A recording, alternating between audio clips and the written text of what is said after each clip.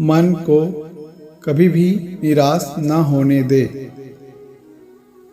सुबह होते ही एक भिखारी सेठ जी के घर पर भिक्षा मांगने के लिए पहुंच गया।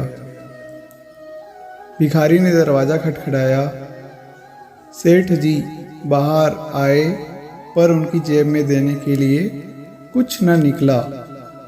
वे कुछ दुखी होकर घर के अंदर गए और एक बर्तन उठाकर भिखारी को दे दिया।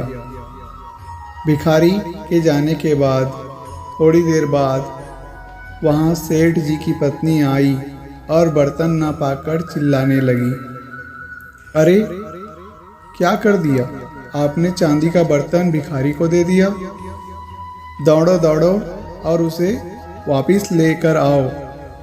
सेठ जी दौड़ते हुए गए और भिखारी को रोककर कहा, भाई मेरी पत्नी ने मुझे जानकारी दी है कि यह गिलास चांदी का है, कृपया इसे सस्ते में मत बेच दीजिएगा। वहीं पर खड़े सेठ जी के एक मित्र ने उससे पूछा, मित्र, जब आपको पता चल गया था कि ये गिलास चांदी का है तो भी उसे गिलास क्यों ले जाने दिया? सेठ जी ने मुस्कुराते हुए कहा, मन को इस बात का अभ्यस्त बनाने के लिए कि वह बड़ी से बड़ी हानि में भी कभी दुखी और निराश न हो। मन को कभी भी निराश न होने दे। बड़ी से बड़ी हानि में भी प्रसन्न रहे। मन उदास हो गया तो आपके कार्य करने की गति धीमी हो जाएगी। इसलिए मन को हमेशा प्रसन्न रखने का प्रयास करें। इसीलिए कहा गया है, मन प्रसन्न तो आप प्रसन्न। प्रसन्न मन हमारे शरीर पर काफ़ी प्रभाव डालता है। प्रसन्न मन से किए गए कार्य में सफलता की संभावना अधिक होती है। एक बार की बात है, एक छोटे से गांव में दो बच्चे रहते थे।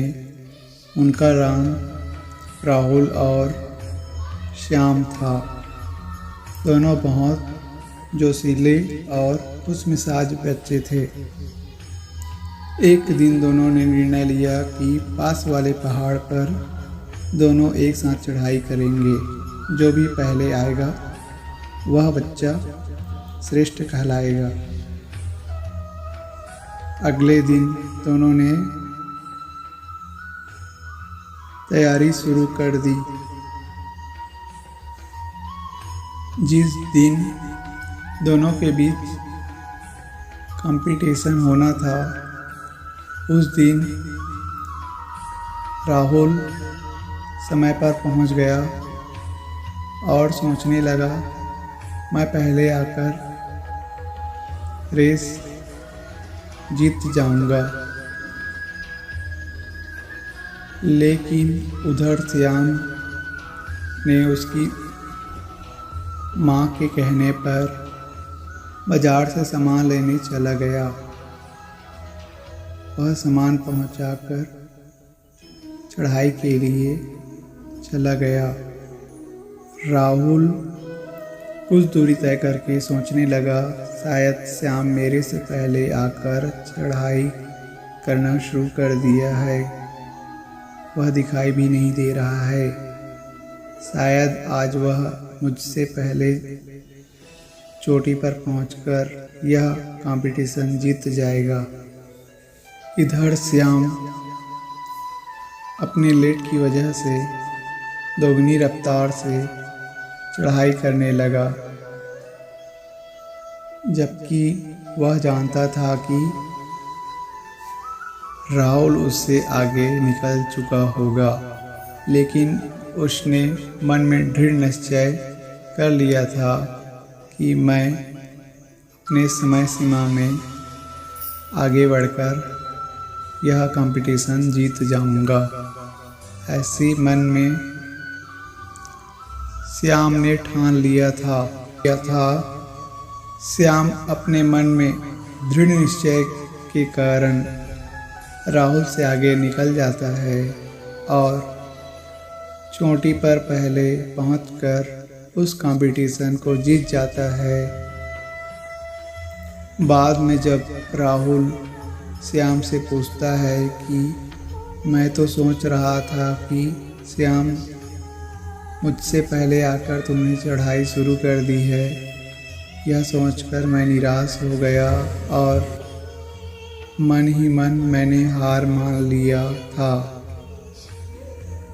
इस पर श्याम कहता है कि मैं तो तुमसे पीछे चढ़ाई की, मुझे माँ ने कुछ काम दिया था, लेकिन मैंने मन में दृढ़ निश्चय कर लिया था।